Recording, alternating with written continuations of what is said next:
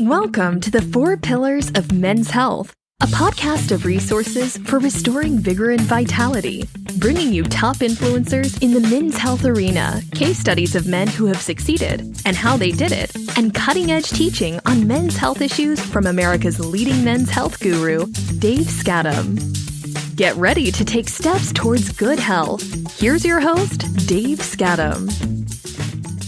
Hey, this is Dave with the 4 Pillars of Men's Health. I am so excited about this series of podcasts I've been doing called Your Story. And I'm just interviewing guys that I know that have reached some level of good health in their life and just getting their view on what makes a healthy guy healthy and maybe some of the stumbles that they've gone through. And I just really want to make it a place where people can come and hear some encouraging stories about how people have done it.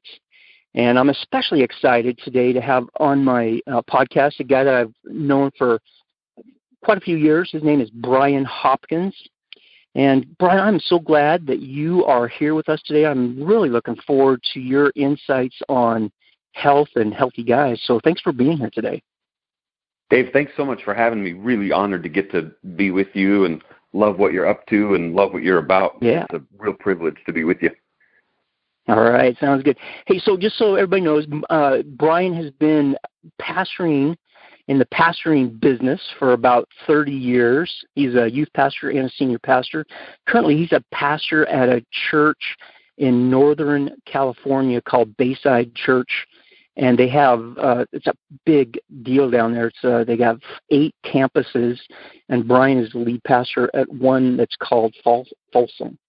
And so sometime when I'm down there, I'm going to stop by, Brian, and check out your church. Please do. Brian's been married to Dana for about 20 years.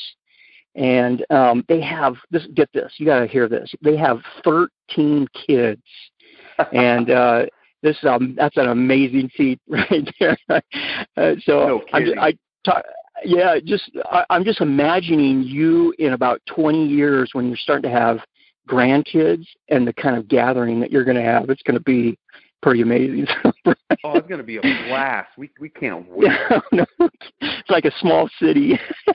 Exactly. Yeah. No kidding. Brian has puts a big emphasis, I know, on education. He has a master's degree in leadership, and at some point I'd like to bring Brian back and just talk about that. But let's just get started. Brian, I like to start these off with, what is getting you going? What gets Brian Hopkins up in the morning? What's driving you? What's on your front burner right now? Yeah, absolutely. Great question. With a worldwide pandemic and we have 10 kids at home right now, you can imagine what that's like. We've been forced into becoming a homeschool family, which I said I'd never do, but look, we're doing it. And just so you know, the kids are doing way better at it than mom and dad are. We're a terrible homeschool family. We have about a week of school left down here, and everybody's got a Chromebook from school, and there's never enough bandwidth for 10 Chromebooks to Zoom in and all. So it's been a really challenge. We're excited for the school year to wrap up. One of our daughters, our oldest biological daughter, is actually graduating from high school. So it's a super interesting season to be graduating from high school with no graduation ceremonies, and it's just it's just lots of weirdness going on for sure. Yeah. All right. Yeah, that I could see how that could get you up early in the morning. That's 10 kids at home. That's like a small school, man. Yes, it is. That's pretty cool. And my wife actually has a pretty heavy duty job. She travels a fair bit, and though she's been home for a lot of weeks, it actually started opening up last week. She got on a plane and was off to Minneapolis last week, and then this week she was off to Denver. So some of that I do as a solo dad too. So imagine that. Wow. I can't even imagine. Right? I can't imagine. All right. Hey, speaking of, let's get into the men's health things. Speaking of men's health, I always think of, I'm kind of a history buff. I like an amateur history guy. And one of the things when I think of a healthy man, I think my mind wanders back to the Greco-Roman era when these amazing artists sculptured these bronze statues of, I think in their mind it was an ideal man out of marble. And all these, and sometime I'm going to go over there and visit and just check those things out. It's just intrigues me. But if Brian Hopkins could like sculpture or have this ideal man up on one of those pillars, those Roman pillars, and Brian said, this right here, this guy is the ideal healthy person. Describe that guy? What would he look like? Yeah, absolutely.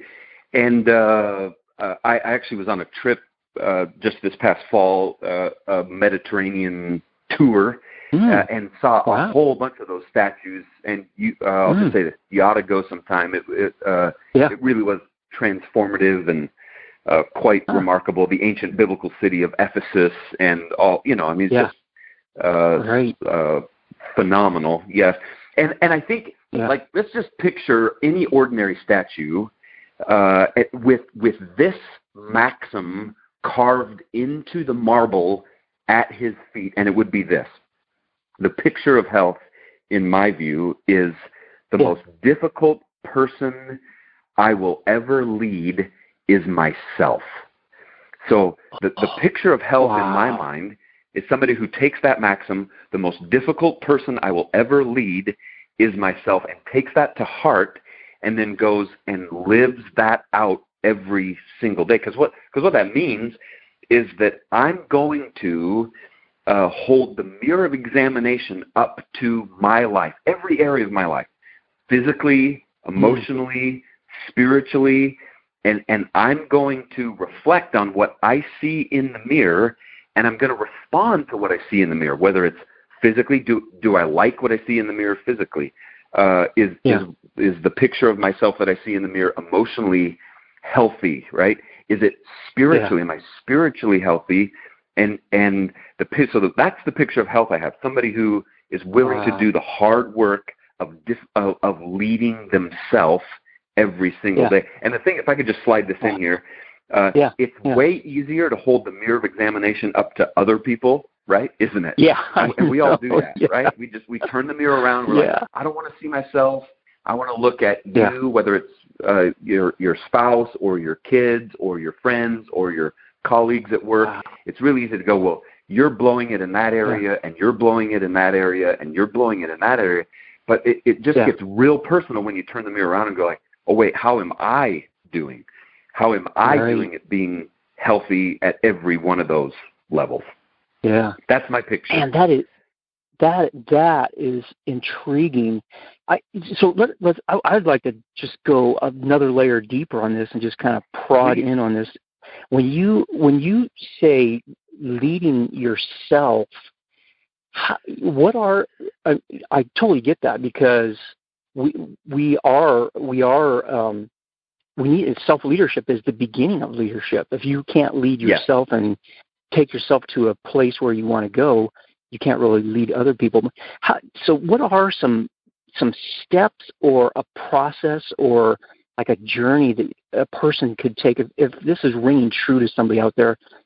What are some steps or a process that they can take to say, you know what, these are some things I can do to become a better person or self-lead myself? What are some things that they could grab onto with that? Absolutely. Just one thing, and it's actually it's kind of a word picture that I use almost every single day in my life.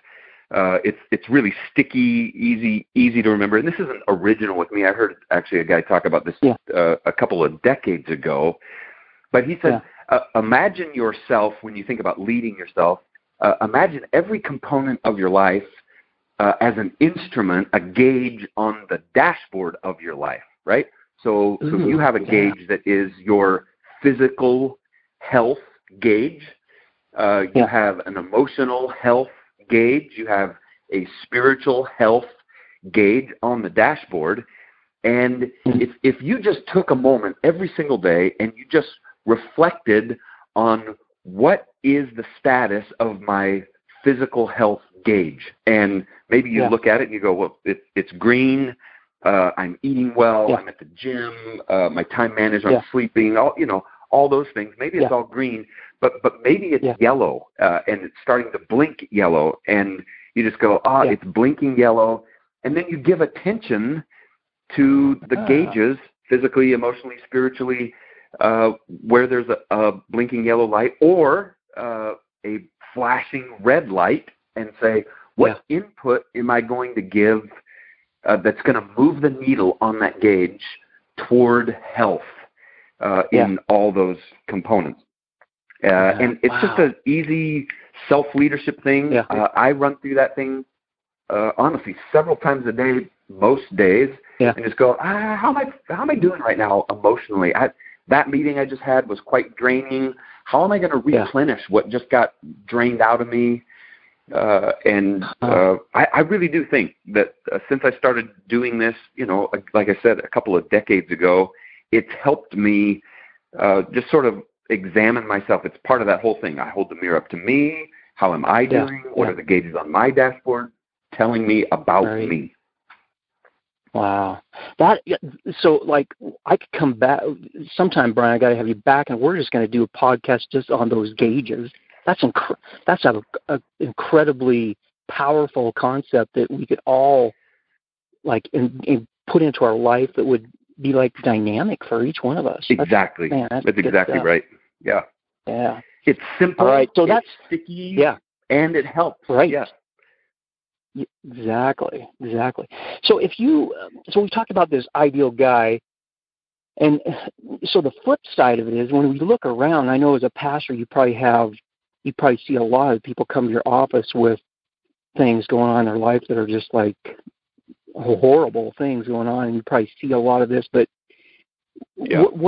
so that's the ideal guy. What do you see in society and in your sphere of influence? What do you see as some of the biggest hurdles for a guy to become healthy? Yeah, absolutely. If I could just sort of say over the top of that, isn't it just true, Dave, that the entire gravitational pull of just about everything in life is not toward health, it's away from health, isn't it? Yeah. Like just about everything is pulling you away from health, not toward health. And I know it's a little paradoxical because, when we were talking about health on this, but it's easy even to be unhealthy about health because everything in moderation, isn't it? Right? Yeah. Like you could go all even in excess on being health. So just about everything pulls away from health, which means I'm going to kind of keep going back to this. Anytime I lapse or anybody lapses in self-leadership, self-awareness, those gauges on the dashboard, unhealth is standing right outside the door waiting to pounce, isn't it? Right? Wow. It's just right there. And if I let my guard down, if I stop paying attention, if I stop leading myself, it's just right there, and it's going to suck us in. And like this, I know. Your listeners, you are way smarter than this, but I'm just going to say it. It's laziness at its fundamental core. It's laziness, isn't it? And I do this where I work across margins. I push too hard. I have too many meetings. I've said yes to too many things. I overmax myself, and I give up my margin. And so then it's easy to come to a day where you don't have a bunch of stuff and go, I'm just going to be lazy because I've earned this. I'm going to eat ice cream for lunch, and because I think I deserve it. Because I go like, no, that isn't.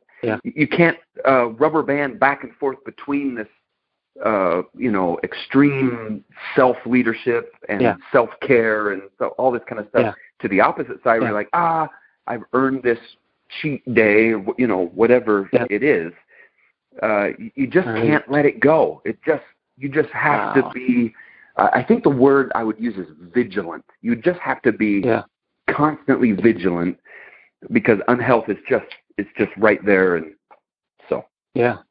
It's almost when I'm hearing you speak, it's almost like I see this picture of gravitational pull, and so health is up here, and the gravity, or just the normal processes of life, is always pulling down to unhealth. You're absolutely right about that. That's exactly didn't even right. frame that way before. That's pretty cool. All right. Hey, so here's a little more personal question. So if you look back over your life and you kind of examine, where you've been from and the journey that you've taken to health or unhealth, whichever you want to talk about, but what are some key times or key people or key situations that really yanked your chain or pulled you in a direction? Like one day you were going north and the next day you were going south, just because of this person or this situation or this event that happened. Like, can you think of some key times in your life where that happened? Yeah, absolutely. Reflect back to, let's just call it about 2013 or so. We were working on adopting these 4 little sisters from the Congo. And it was not going well. I mean, it was absolutely not going well on so many fronts. We were in a giant tug of war with all the way up to the most corrupt political leader, the president of the Democratic Republic of Congo, a guy named Joseph Kabila at the time. We were in a tug of war for these 4 little girls' lives, and the gravitational pull for them was that the Congo didn't want to let them go. Why? Because those girls were worth more money than you can imagine in the sex trades, right? Which would have been their destination. You're kidding me. So I'm not kidding. So we're in a tug of war with this entire evil, corrupt government and system to get those girls out of there. It was not going well. We were personally, financially taxed to the very extreme. We had friends and family who, by God's grace, were helping us fund this whole operation. We were a couple hundred, literally, you hear this right, $200,000 into that whole thing to get them out of there. We didn't see an end in sight, and Dave, I just started to crumble. The infrastructure of my life just completely began to collapse because it was so hard, it was so taxing, it was so emotionally draining. And then I happened to be pastoring a pretty large church at the time, and then I would have to stand up on Sundays and talk about the God who I believed in, who was good and loving and had good things in store for us, and stuff that I didn't necessarily experience the rest of the week, and I was having to sort of pull that. And so I would do this thing where I would stand backstage before I would have to go out and preach, and I would say, God, if this floor here just swallowed me up right now, I'd be really grateful, because then I wouldn't have to go out there and sort of step through this experience that I know is true. Like at the core of my being, I know it's true that you're good, that you have a good plan, that you're working all things for the good of those, right? All these things that we know about God. And the floor never swallowed me up, and I would have to go out there, and I gave my guts to declaring that truth. But when you do that, it does something to the infrastructure of your life that isn't meant to be done. There's just there's a duality that we're not meant to live in. And so I just a long way around the barn to get back to this place where I just go. I had some really good friends who happened to be psychotherapists who said, "Hey, Brian, you are not well." And I said, "Hey, thanks for noticing." And they said, let us help you. Let us walk with you. Let us. And so they literally did. They took my wife and I. They took us under their wing. And all of this was heightened by the fact that my wife was back and forth to the Congo to be with those girls, because we couldn't just leave them, so she's there for a while, she's home for a while. I was back and forth to Washington, D.C., trying to move the needle politically to try to get some movement out of Washington, D.C. So on Monday morning, I would get on a plane and fly to Washington, D.C. I'd book as many meetings on Capitol Hill as I could with as many people as I could get an audience in. I'd fly back on Friday. I'd get a sermon ready. I'd preach on Sunday and then the next Monday. And I did that no less than 20 times, Dave. And so you just imagine, like everything in my world was, and get this, we had 8 kids at home still. So it wasn't like so we're trying to love our kids, raise our kids who are already in our family, where we're fighting for these 4 girls to get in our family. So I just sat down with these 2 folks and just began to sort of work through it. And it was that process of holding the mirror up. Certainly there were some circumstantial things that were happening around us. Absolutely. There were some things that were happening to us circumstantially. But that wasn't the whole deal. I had to do some deep dive, hard work stuff, not on the circumstances, because I couldn't change those, but on me and how I was responding and how I was reacting and how I was interacting in the midst of all of that. And they helped me. Like I think I'm probably wouldn't be overstating it to say I'd be in a really, really bad spot today if it weren't for those dear friends who helped so very much. Man, just listening to that story of, I mean, that's a dark place you were at, Brian, and then hearing about a couple of people who just came into your life and breathed life back into you, and it's almost like, getting air back in your balloon, so you could stay afloat. And that's a perfect analogy of it. That's a perfect analogy of it. Air back in the balloon. Yeah, people just, it's incredible in your life how there are times when people come, and it may just be for like just maybe a couple sentences or whatever, but you're talking a more in-depth thing, but just a couple sentences that just are so powerful and alter your life. And I what that says to me is, as I'm walking around in my life, how can I reach out and have a powerful influence and a positive effect in the people's lives around me? That's how I kind of raise that. So, man, that's some good stuff there, Brian. So thanks for sharing that. Hey, David, can I pounce on the Can I just pounce on the end of that right there? Because you hit on a principle that we can unpack in more detail another time. But the way I think about it is, any interaction I ever have with somebody, I either make a deposit or I make a withdrawal, right? I can make a deposit or I can make a withdrawal.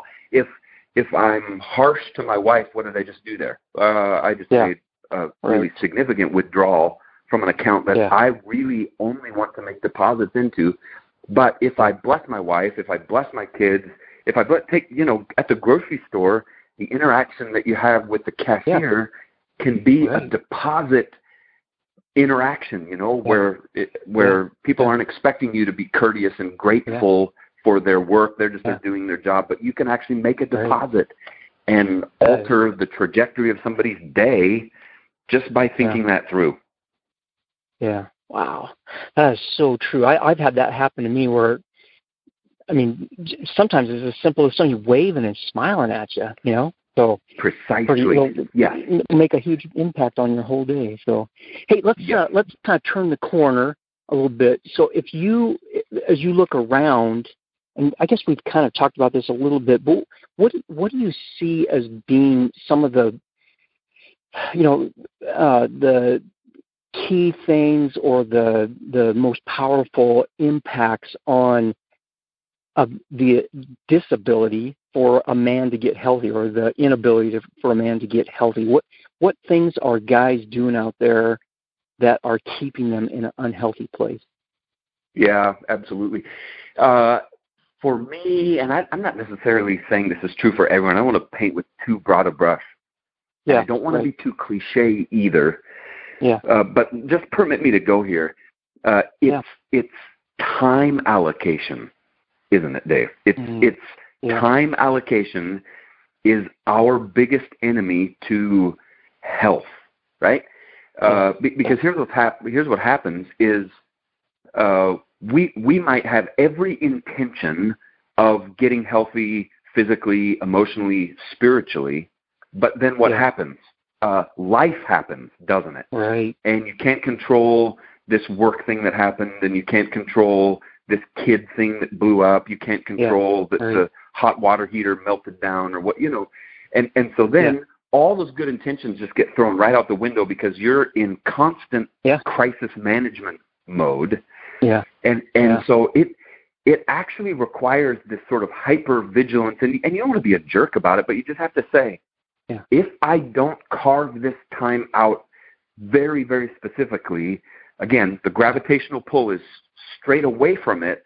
I have to push into it so intentionally to keep it on track. And it for me, it means most of the time getting up earlier, right? It's just I have to get up earlier to stay ahead of the rolling Indiana Jones boulder that's coming down the trail right on my heel, right? The beginning of your day. Yes, and that's just right. Yeah. So you're just constantly outrunning it, and it's time. The other side of it, I think, is disciplined.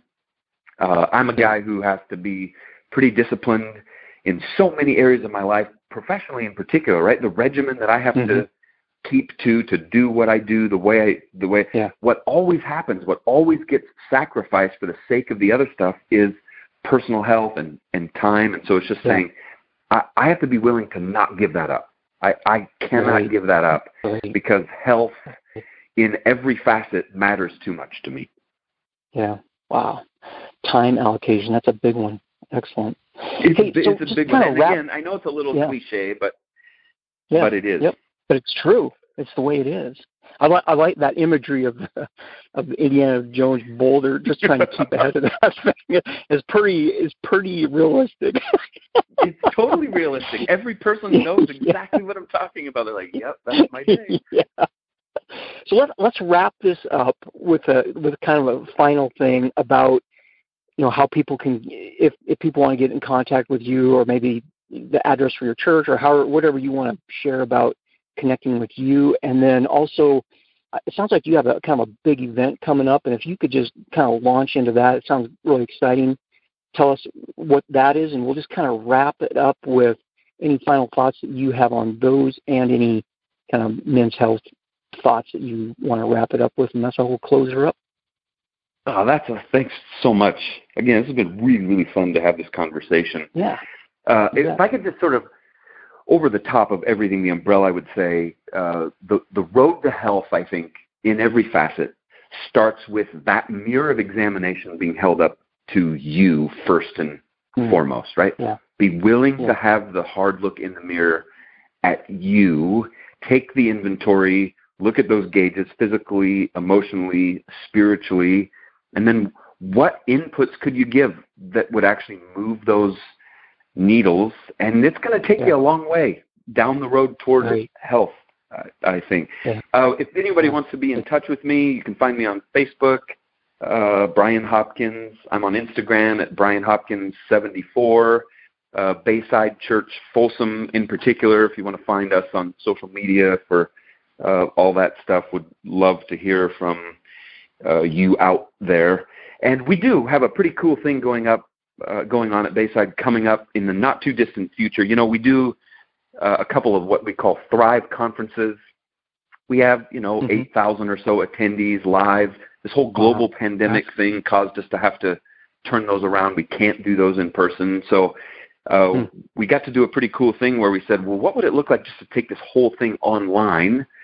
And then what possibilities and dreams does that open up for us? And so we're hosting on June 15th and 16th the Thrive Global Summit. Listen to this. This is a entirely free event. And you're like, well, if it's free, it won't be any good. But friends, we have some amazing guest speakers who probably we couldn't ever get live and in a room, but who said, we would love to record a talk for this event. John Maxwell just signed on this week. Condoleezza Rice just signed on this week. Oh, man. Patrick Lencioni just signed on this week. We've got musical guests that will blow your mind. It really is just going to be Simon Sinek has signed on, who's an incredible, I mean, just and I could go on and on and on. Yeah. It goes. It's entirely, again, it's entirely free. It's a 2-day conference event. Here's what we're doing. We're sort of smashing together the world's largest free leadership online event in history with Live Aid, where we're trying to raise $1 million to benefit kids who live life on the margins of society, even more so on the margins because of this global pandemic. So it's like this giant leadership conference smashed up with Live Aid, and what could a couple 100,000 people do to unleash compassion around the world together. If anybody's interested, you can register by texting the words Thrive Summit. Just put it all together. Don't make it 2 words. It's 1 word. Thrive Summit to 56316. Text Thrive Summit to 56316. We'll text you a link, and all you have to do is give us your email address, and you'll be registered for the event. Again, it's entirely free, and everybody's welcome. You can share that across your networks. You can invite anybody you want to. Right? It's easy to invite people to a free event, right? Come on, get in. You've been listening to the 4 Pillars of Men's Health with Dave Skattum. To learn more about the resources mentioned on today's show or listen to past episodes, visit the4pillarsofmenshealth.com.